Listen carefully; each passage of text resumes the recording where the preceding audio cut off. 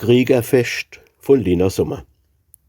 Schwarze Gehreck, helle Weste, Biegelfalte in der Hos, Gesichter voller Ernst und Andacht, weiße Glacé, tadellos. Orte, Schleife und Medaille, Rette voller Glut und Schwung, Bravo, Hoch- und Hurrakreiche, Feierflammen, Begeisterung. Eichenlaub und junge Tonne, Ehrepforte, Schä und Feu, Festzug, Musik, Fahnenträger, Böllerschüss, die Wacht am Reu.